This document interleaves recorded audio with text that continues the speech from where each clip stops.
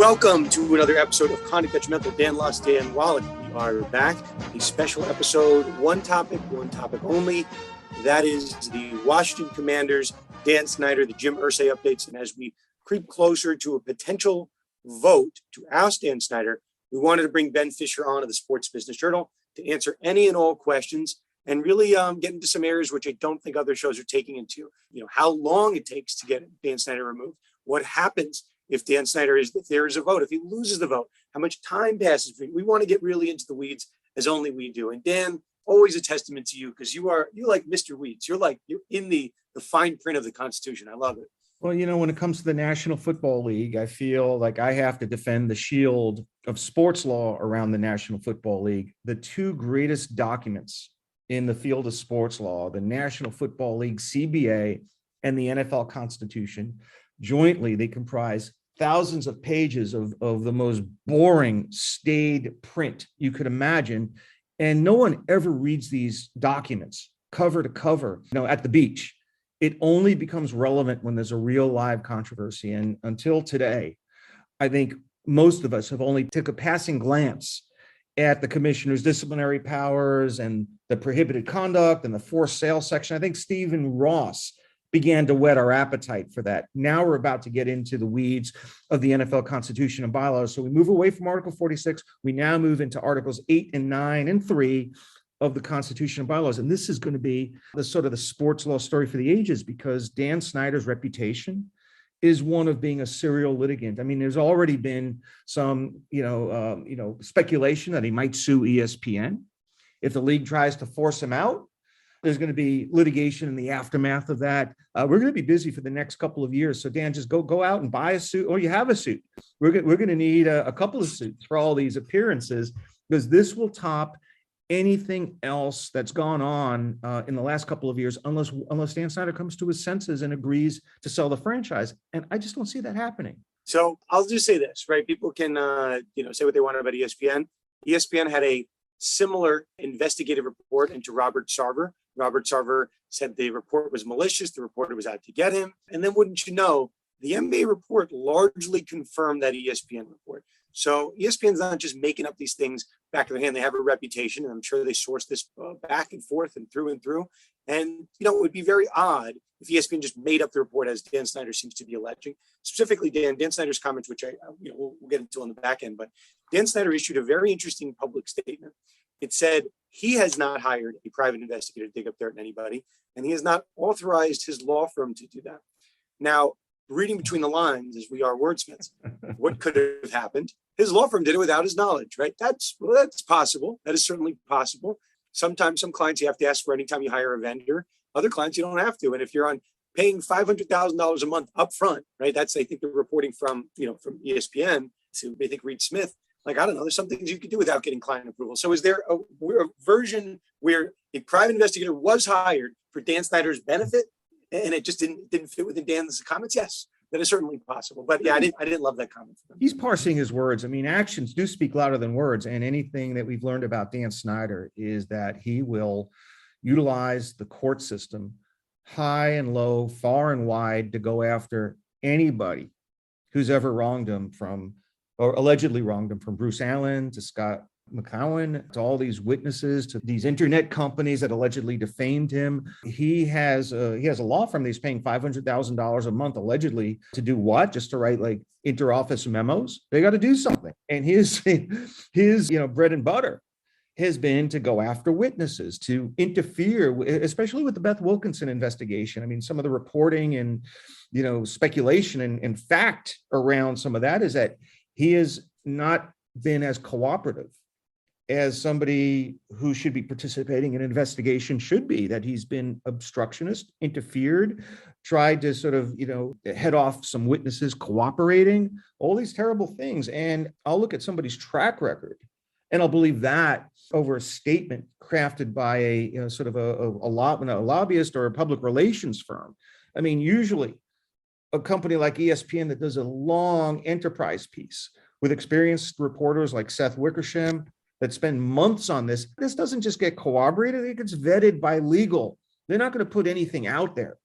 that, fails the sort of the defamation standard, knowing Dan Snyder's history. A company like ESPN is not going to do that. They employ not just dozens, they probably have hundreds of legal people, either within the company and through outside counsel, to carefully review stories before they're published. So I think where we're headed here is we're waiting for this other shoe to drop, which is going to be the trigger for what leads to a vote, and what leads, more importantly, preceding that, to an adversarial proceeding within the NFL administrative process, because he's going to be getting his day in court, so to speak, and not necessarily just getting, kicked out by a voice vote. He's going to be entitled to contest the charges. Okay, Dan. Yeah, I think that's a good place to put it. And we're happy to, and as Ben will say at the end of our interview, we should mention Ben Fischer with the Sports Business Journal. He's been with us a couple times. Ben is, become a very good friend of the show. I'll call Ben offline and I'll just try to figure out what he's hearing around meetings. But I think Ben does a great job. But to in full transparency, again, this is unprecedented. So we don't know a lot of these answers, but we'll try to ask the hard-hitting questions to see what Ben knows. Before we go to our guest, Ben Fischer, a reminder, our podcast is sponsored by Themis Bar Review. I know New York bar results came out today as of the time of this recording. I know we're getting them across the country. Listen, if you passed, congratulations. Hopefully you use Themis. If you did not pass, I think now is the time to consider switching to Themis Bar Review. Top bar prep company in the galaxy. Our good friends over there, everyone that I know that use Themis passed. So I guess that's a good thing. And if you didn't, don't worry. Themis is on the way. I'm sure they're happy to help. Use our promo code Conduct Detrimental, or just call me and I will get you in touch with the Themis people, and they'll give you like a super secret special discount code, which is probably the same discount code, but they'll like it that much more. Okay, it's time to get to the hard-hitting stuff with Ben Fischer of the Sports Business Journal.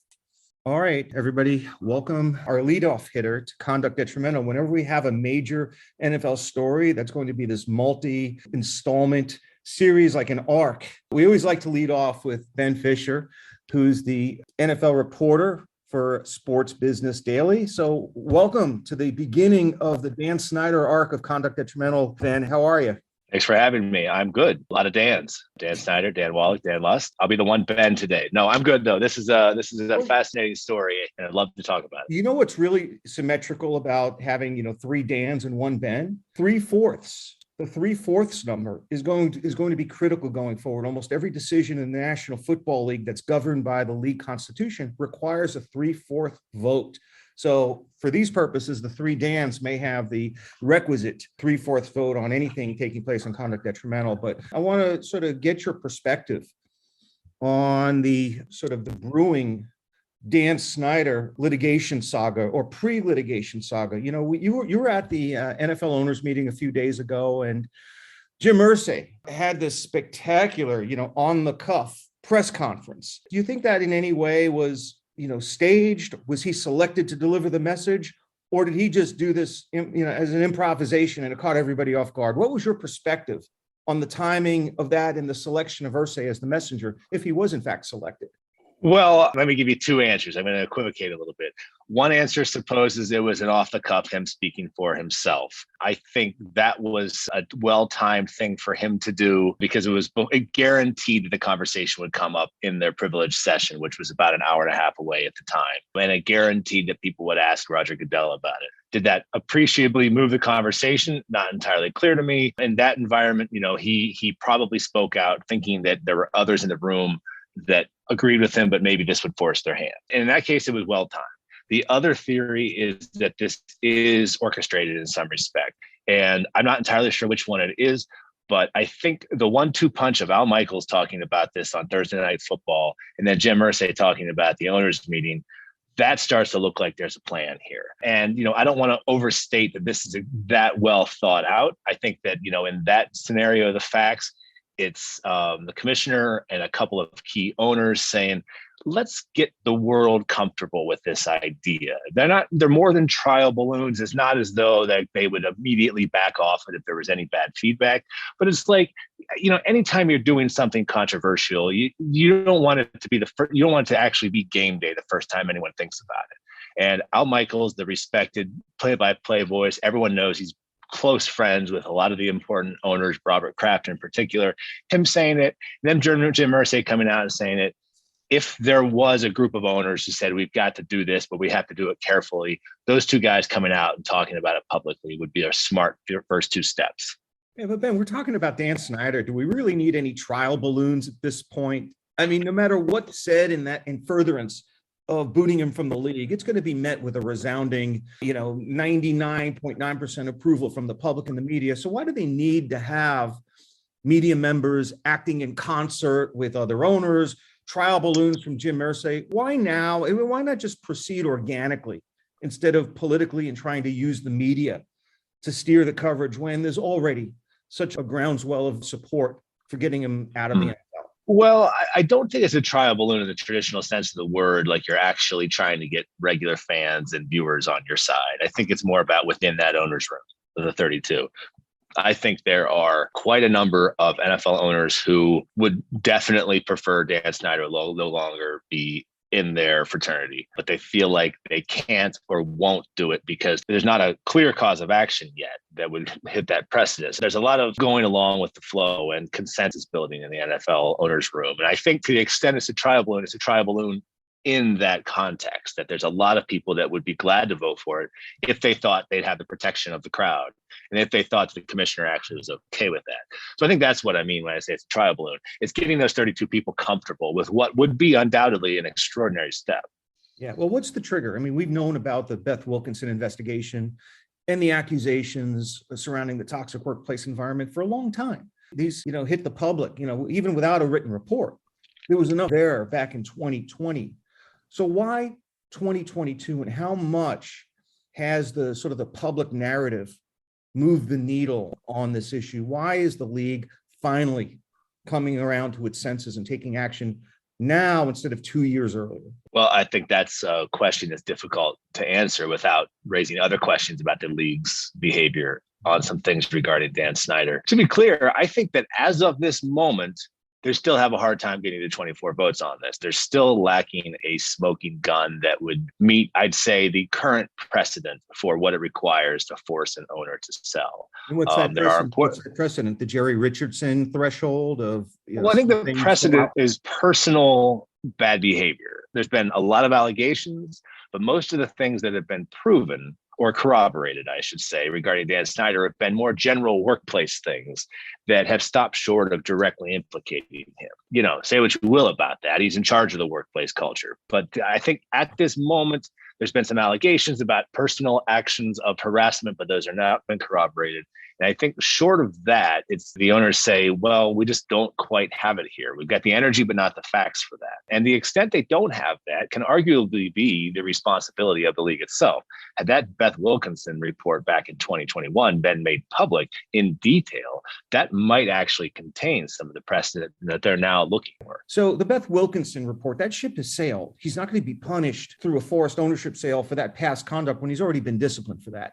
So you've mentioned the trigger. What's the triggering event? We have a lot of items on the menu. We've got the upcoming Mary Jo White report. We don't know how that investigation is going to shape up. We've got some of the fallout from the John Gruden discovery that could be a year or two in the making. We've got Congress working on a report. What's out there in terms of candidates that could serve as the triggering event? Well, I think one of your bright lines would be if Congress, the House Oversight Committee, corroborated and found to be credible and or essentially proven the allegations at Snyder's direction, the team misaccounted revenues that should have been shared with the rest of the league that haven't been. That's minor, but that would be a bright line thing that if the look again, I mean, this is as much a political question as it is a legal question. It's not so much would this hold up in court? Is this a pretext for 24 people to vote to remove him? And that could be it. It's like tax evasion for Al Capone, right? They're dodging the ultimate issue. Whatever it takes to get 25 people to feel comfortable with this, I think is what they would be satisfied with. But I agree with you. It's thin gruel. Not that holding money back from revenue sharing is a minor thing, but I think in total, we were talking about like 1% of 1 year worth of revenue for the team. So I don't know if that's material. I think that's the problem with that argument, that even if it was proven, it'd be like, yeah, that's small potatoes. The thing that would make this a slam dunk is corroboration of, I forget her name, but the woman that claimed Dan Snyder himself got handsy with her one night back in like 08 or 09. That would be a bright line. That would be an airtight case. But so far, that seems pretty thin based on what we currently know. So Ben, you mentioned, if that was corroborated, I know there was a pretty troublesome comment from an anonymous owner. Essentially said, if Dan Snyder can get funding for the stadium, will you forgive his indiscretions? And the response was yes, period. So I don't know, right? I think you can corroborate any one of these, right? You could play, whether it was cooking the books or whether it was the direct sexual assault or the institutional kind of the lack of control. I don't know, is any one deed, right, going to kick him out if you have owners that are just saying, yes, if he gets a new stadium, it doesn't really matter? Well, I think your question there gets to the real crux of the matter here is that the owner's primary complaint about Dan Snyder is he's bad for business, and that the delta between what the Washington market is for the NFL versus what it should be is vast and getting vaster. And they are just so frustrated with his underperformance as a businessman in Washington. It's so toxic. They've salted the earth. That market would be a huge moneymaker for the NFL, almost literally the second he walked away. The question they got to ask themselves is incompetence grounds to remove an owner? Because I do think it's going to be an uphill battle for them to find some sort of bright line, corroborated active malfeasance. So they might end up going down this path. I do think that if he had a stadium deal in place and we were talking about the Commanders moving into a brand new stadium that would suddenly supercharge team revenues and sharing revenues out of that team in 3 or 4 years, there wouldn't be nearly the energy here. And it's not that they're so craven that the money just makes all the other problems go away. The problem right now is it's the totality of 22 years or 23 years of problems with Snyder's. No one thing, which I don't think anyone would disagree. There's been a lot, but at some point, you got to point to one thing that means he's no longer able to be an owner. I was on a show last night and they read off like the 7 things that he's done wrong. And they left out the cooking the book stuff, the consumer fraud stuff. They left that part out. And I'm like, that's what makes, at least in my mind, right? Like, that's what makes him a little different. He's not just an owner who has these, allegations about him. He's an owner that's, being accused of, cooking the books, whatnot. But that separately is an owner that in a major media market is performing as one of the worst, performing teams from a revenue perspective. So, the question, Ben, that I have for you, and I don't know if there's an answer to this. Let's say, like, we're talking a lot, I'm sure Dan has some more questions too, but we're talking a lot about, like, if we get to 25 votes, right? Like, if we get there, what I have not heard any show talk about is, like, when you get to 25 votes, like, what happens? Like, does Snyder have to sell the team in a certain amount of time? Does the NBA conduct a sale, or does the NFL conduct a sale? Does the NFL take over the team like we saw in the NBA when they took over I think it was the Hornets franchise? But I just don't know the mechanism of what that looks like post that vote. Well, that's covered. I'll be honest with you, I don't either. You know the Constitution as well as I do, Dan Wallach. Well, I'll tell you, I'm glad I'll be the expert on this one, at least for now, until people start reading up. It's set forth in Section 3.8b of the NFL Constitution. This would constitute an involuntary termination, and any sale or disposition of a canceled or forfeited interest would be conducted pursuant to a league supervised process, which would include mandatory arbitration to determine the sale or disposition price in the event that Snyder's ownership interest is not sold within 120 days, and then the price cannot otherwise be fixed by mutual agreement between Snyder and Commissioner Goodell. And given the intrinsic value of the Commanders franchise, given its location in the nation's capital, but the uncertainties surrounding the stadium situation, whether they may have public funding for it or online sports betting is included, I think it's going to be hard to fix a price by mutual agreement within 120 days. I think this is going to have to go to a league supervised auction,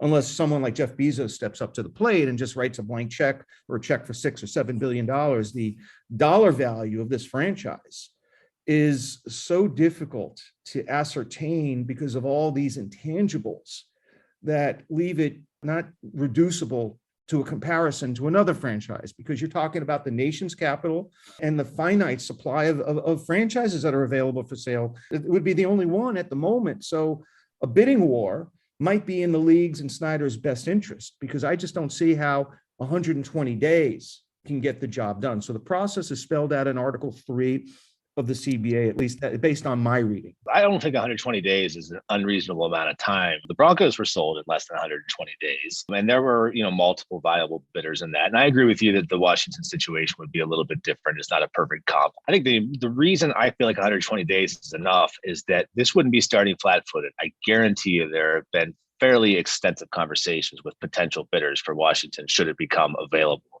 This, while it's always seemed like a long shot until very recently, I guarantee you Jeff Bezos has had conversations with somebody from the NFL or other owners about what this would look like in the event these facts came together, and probably other people too. I don't think anyone can outbid Jeff Bezos other than maybe Elon Musk, but he's got his hands full with other acquisitions. So, I think 120 days is plenty of time, actually. Let me get to the public policy related question here. We're talking about financial improprieties. The owners are not making as much money with Snyder, the failed legislation in Virginia. Doesn't that do a disservice to all those women who've accused Snyder's organization and Snyder himself of sexual misconduct? Wouldn't that be the wrong thing for the NFL to do, to hinge? This is what 32 white males are going to do. They're going to dodge the issue of sexual harassment and sexual misconduct and find some financial impropriety to hang their hat on. Doesn't that do a disservice to all of those women who've made bona fide accusations, whose accusations may have been vindicated in Beth Wilkinson's investigation? So where do you see the NFL's image coming into play here in deciding how to proceed and what's the underlying substantive conduct? Because it's cowardice and it's the wrong thing to do to turn away from the sexual improprieties and focus on taxes and seat revenues. To me, that's just a smokescreen.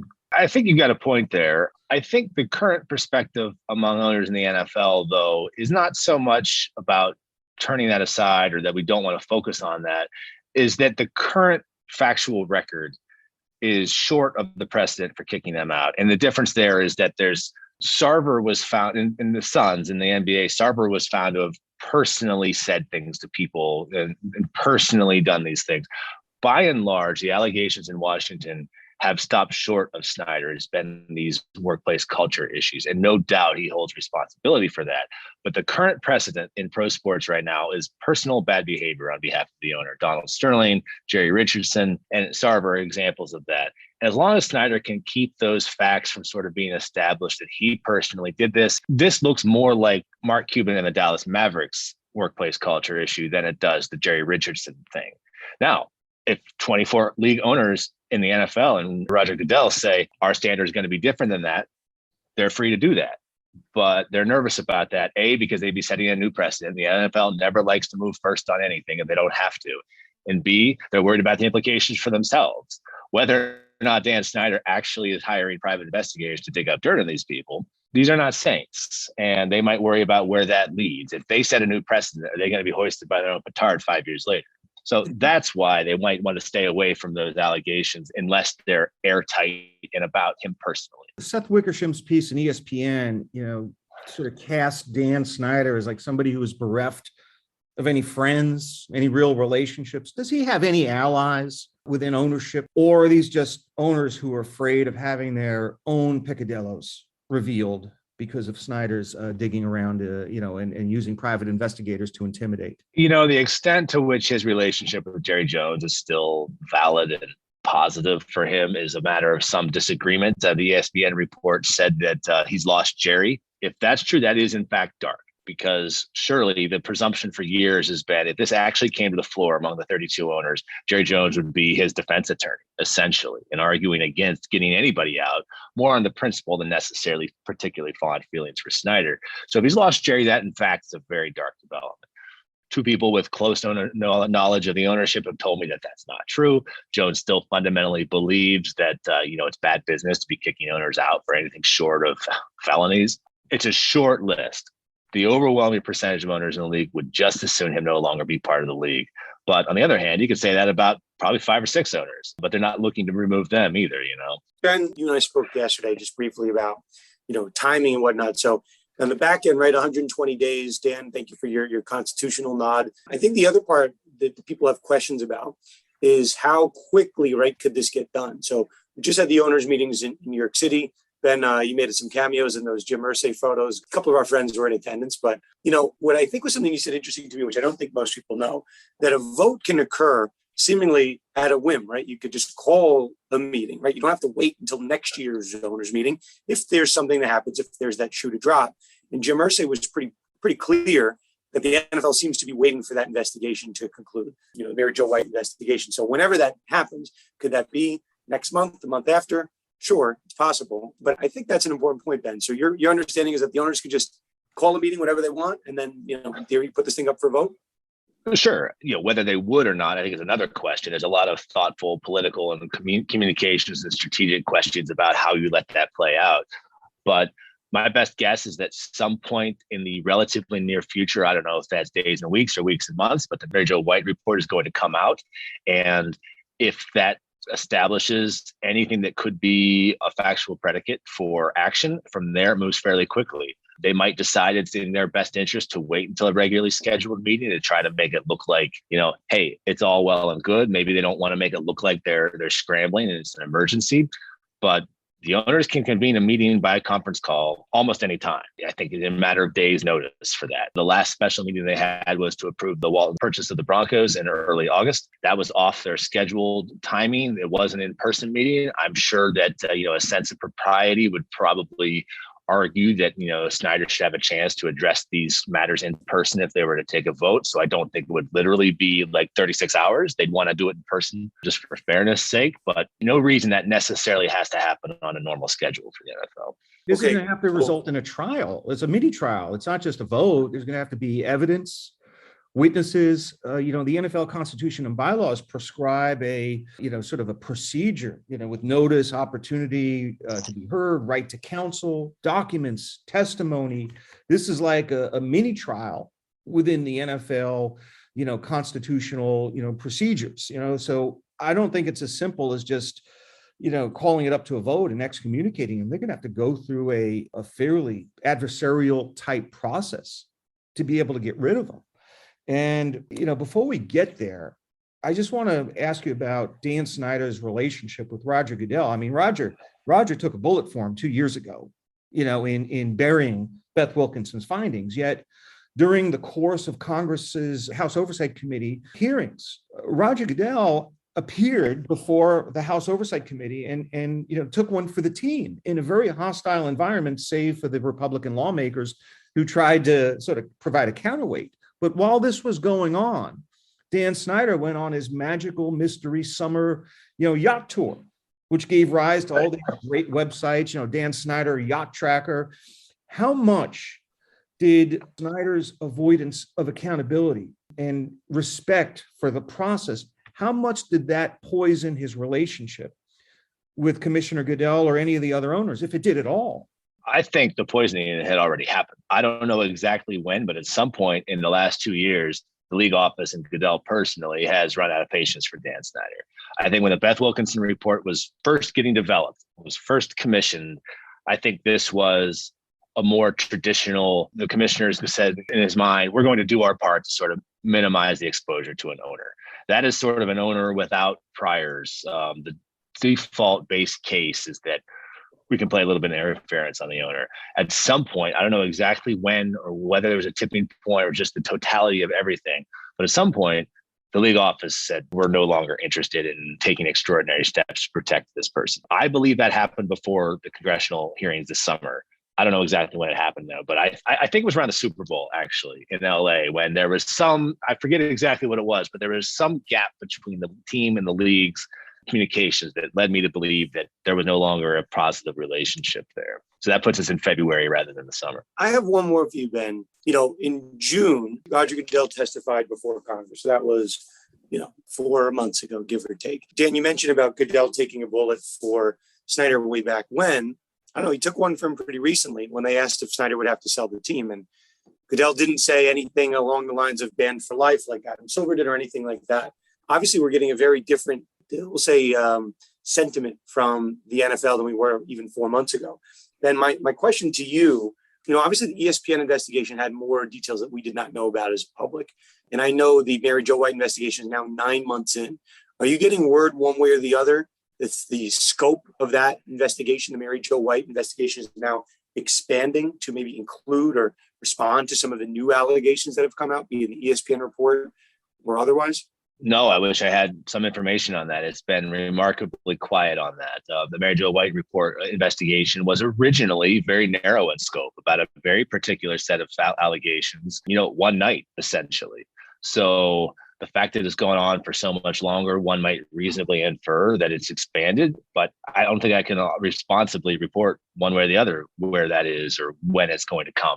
It could come this week. It might come at Christmas. It's a bit of a black box right now, but my money would say that that's the most likely avenue we would get clear predicate action for a vote to remove. They've been keeping it quiet. And if there have been any rumblings at all, they haven't come to me. So. Ben, you've been following all these legal issues, surrounding the NFL for seemingly the last couple of years. I think it's part of the beat now. You write about on the field as well as off the field legal. So you have a very good, I guess, what I would say, barometer for taking the temperature of how things unfold in time. What do you see the next move here, or set the stage for where this is going in terms of a time frame? Anything within the next couple of weeks, or it's going to take really something major like a bombshell to kind of drop? Well, I think the problem with predicting time frame is that I think this all flows from the Mary Jo White report. I think Congress is going to issue something surely before the new Congress takes over in January, because the committee chairwoman is losing her seat on January 3rd or whenever that is official. So that's definitely going to happen before the college CFP football game. The Mary Jo White report, I don't have any idea when it's coming, but I think that is the next step. I think the commissioner clearly said 2 hours after Irsay's comments, they said, we need facts, we need findings. And it's really unfair to Snyder to talk about this until we know what Mary Jo White's report says. From there, I expect things to move pretty quickly. I think there's quite a few owners in that room that would love to take a vote. They just need facts to go along with their energy. I don't know, to answer your question, but I think once we get to that point where there's a Mary Jo White report, we're going to know within an hour of reading that whether this has the basis to move against Snyder or not. And from there, I think it moves quickly. Ben, you've been fantastic. Thank you for being so giving with your time and answering a lot of questions which might be unanswerable, but obviously we're going to keep an eye on it, and love to have you back on as the story progresses.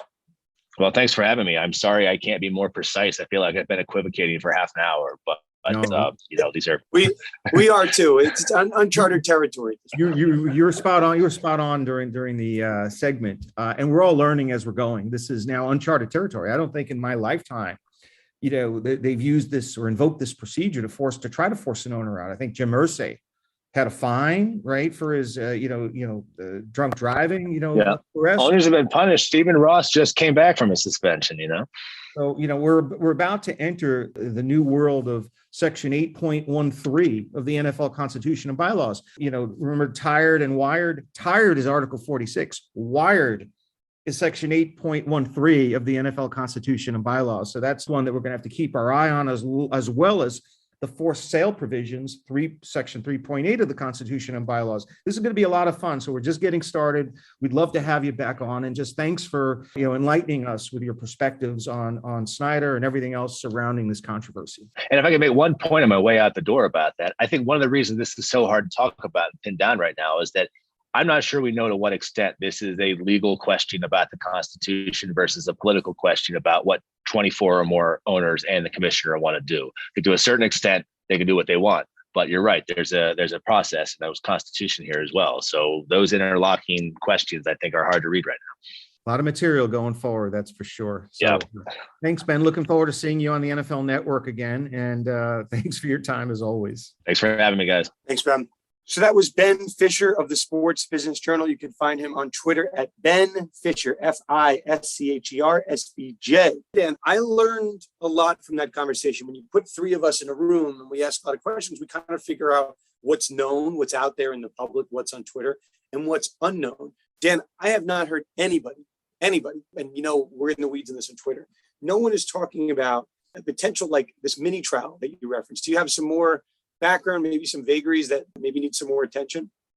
Yeah, as I mentioned earlier, Dan, we're going to get immersed into the nuances of the NFL Constitution and bylaws. And in Article 8, and in particular, Section 8.13, it sets forth the process for how to sort of invoke, the procedures for leading to Dan Snyder's forfeiture of his ownership interest. And either if Roger Goodell can make a determination that he's got to provide notice in a hearing to any owner who he believes has violated the Constitution and bylaws or has been guilty of conduct detrimental to the welfare of the league. So at a minimum, if the commissioner believes that this conduct has occurred, Dan Snyder is entitled to notice in a hearing. If after this notice and hearing have occurred, the commissioner believes that any of the prescribed penalties are insufficient. He's maxed out at $500,000 in terms of a monetary fine.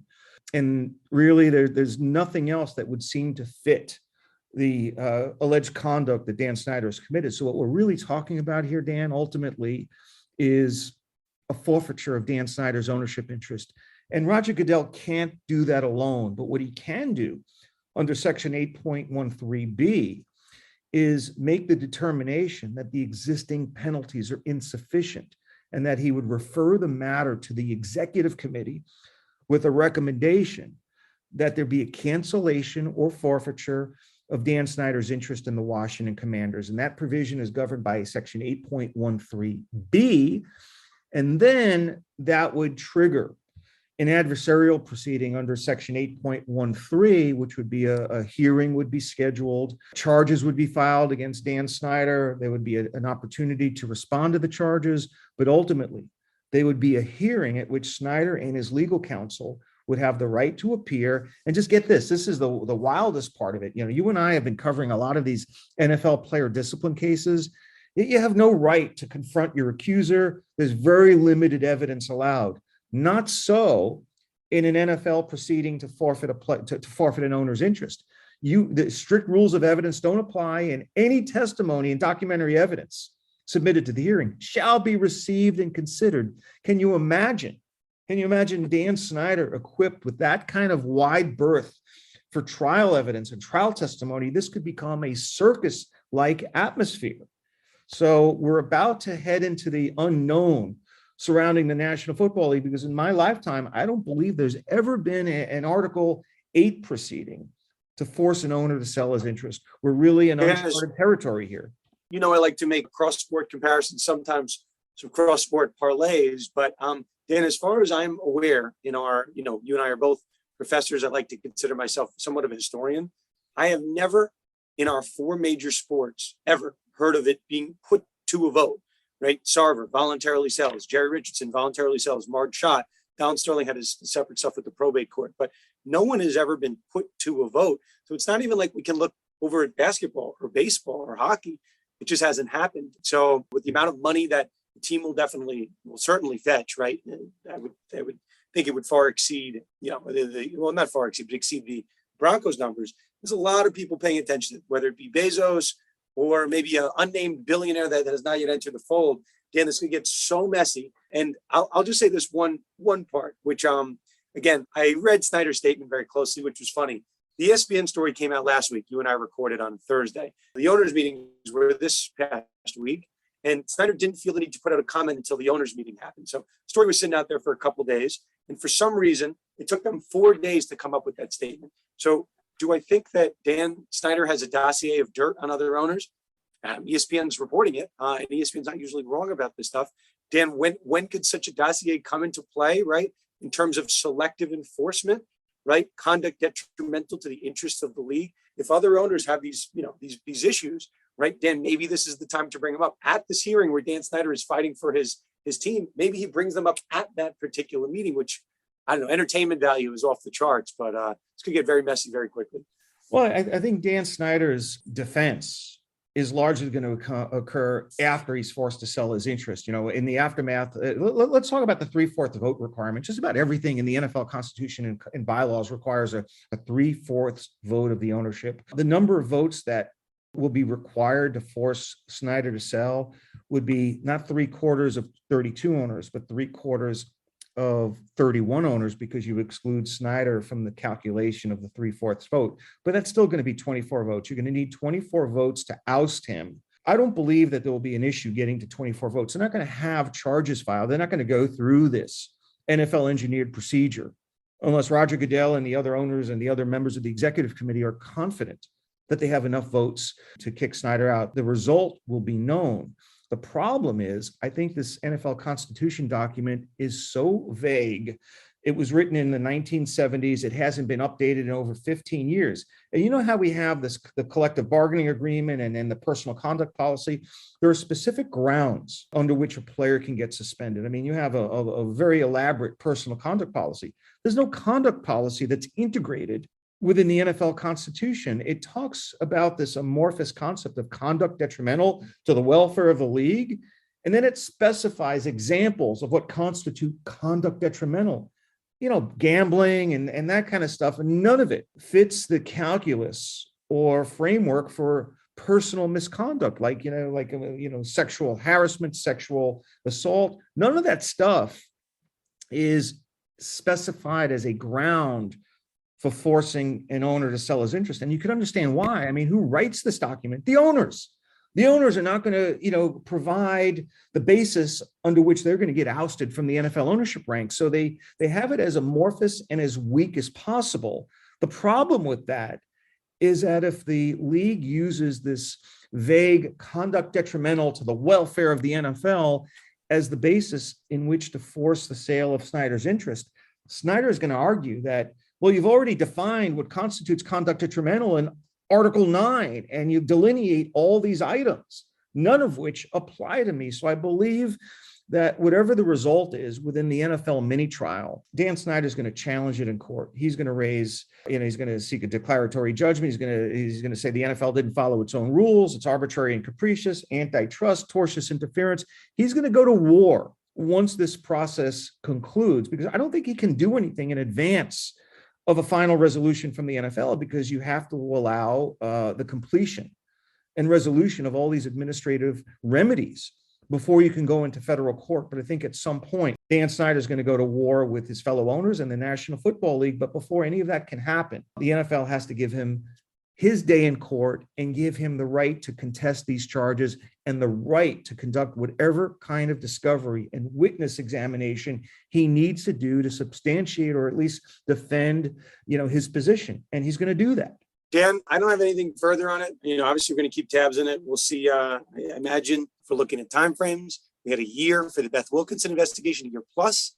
We'll see. This is or at least what I'm calling it, the cleanup report from Mary Jo White. But from all indications, it looks like the NFL is just waiting for that shoe. That's going to be the next issue here. And we'll see. I asked Ben about it. He didn't know. My spider sense is that the reason this investigation is taking so long is because the scope keeps increasing. The more new information we get, the NFL wants to leave no stone unturned with respect to that report, because that's going to serve most likely as the basis. If he does get voted out, they're going to point directly to that report. So they need to make sure that's all encompassing. So the more information that comes out, you're moving the goalposts back a little bit in terms of time. That's at least my understanding. I think the Mary Jo White report is the sort of the Waterloo for Dan Snyder if it substantiates the accusations that were made by the Commander's employee who accused Snyder of being a little bit handsy with her and trying to force her into a limousine. If she substantiates that, that's going to be enough. It's curtains, and nothing Dan Snyder could do in court can override that legally. All he can do is apply pressure and intimidation and use these guerrilla tactics to try to keep his tenure intact within the NFL. Because once you have a former United States attorney at a firm like Debevoise and Plimpton arriving at findings after a lengthy investigation where she interviewed witnesses, her report is going to be given instant credibility. And the courts are going to look at her and look at that report and say that, well, that's good enough. Snyder's, of course, going to use issues of selective enforcement and try to highlight, just as has happened with Deshaun Watson, Jeffrey Kessler tried to highlight examples where the NFL did not discipline owners for their misconduct. Well, Deshaun Watson is going to pass the baton to Dan Snyder, and Dan Snyder is going to do that very same thing and hit the issue of selective enforcement hard, fast, constant. He's going to highlight all these indiscretions and all these examples of misconduct, even the ones that Jerry Jones is accused of. Yesterday, Jerry was my friend. Tomorrow, he's my adversary. And I think that has to be Dan Snyder's tactic in any case before the NFL trial, as well as post-trial. Dan, that sounds like a good place to end it. So yeah, Dan, I think we're covered from all angles. I think we're good. We've begun our Dan Snyder installment series. I think we're going to need our own Dan Snyder channel on Conduct Detrimental by the time we're through. Yes, we need some more Dans as well. We need Dan Wallach, Dan Lust, and about a Dan Snyder panel. But definitely stay tuned, Dan. Where we have some stuff in the works and potential town hall, potential panel, but definitely stay in the on the lookout for all of that. Okay, Dan, let's end it here. And we have to do a little bit of business before we end for the day. We do it each and every week the Bettor Edge pick of the week, sponsored by Bettor Edge. Head to bettoredge.com, use our promo code CONDUCT, get $20 for free. And so far, not only have we given you $20 free to sign up, Conlan's been decent with the picks, but you started off hot, 3-0, then you tied, I'm putting it in quotes, little air quotes, and then we had our first loss. So Mr. 3-1-1, Conlan, what do you have to say for yourself? Yeah, listen, you never want to be on the public's back there, and that's what I was last week. So I lost my sharp focus. I'm looking to regain this week, but I see a good line, and I see a team that I'm very familiar with, being my New York Football Jets, playing on the road in Denver against Danger Russ, the cringiest quarterback in the NFL. I mean, I'm sure you've seen, Dan, the Subway commercials, the lackluster offensive performances. It's not been a nice year for the Russell Wilson-led Denver Broncos. So right now, Bettor Edge is offering the Jets +3 against the Denver Broncos. I think you take them right there. Again, New York Jets have been hot, 3 straight wins coming on the road. It's been impressive. They've had Breece Hall, outstanding rookie running back, really show out for them the past couple of weeks. So Jets +3 against Danger Russ and the cringy Denver Broncos. Broncos country. Yeah. Let's ride. Right off into the abyss. Yeah. Let's ride off into the abyss. I like the pick. Conlan, what do we do? Jets +3, you can take it to the bank? Yeah, Jets +3. Lock it in. We should mention, just so people are like checking the lines, like, how is this +3? If you head to Bettor Edge, this is why the site is very interesting. The line right now, as if this recording, is +1. Okay. So Conlan, right? People are like, oh, how is that even a fair pick? How can Conlan be losing picks on lines that are not even the real lines? You're smiling here, but here's the thing. Bettor Edge is not against the house. Bettor Edge is against other bettors. So you can take that line and they could juice it up, right? You might get +3 in theory, right? Like at -250, which is a fancy way of saying betting like $250 to win $100 or $25 to win $10. But in any event, this is why it's a social marketplace. Conlan can put up a line. I can put up a line.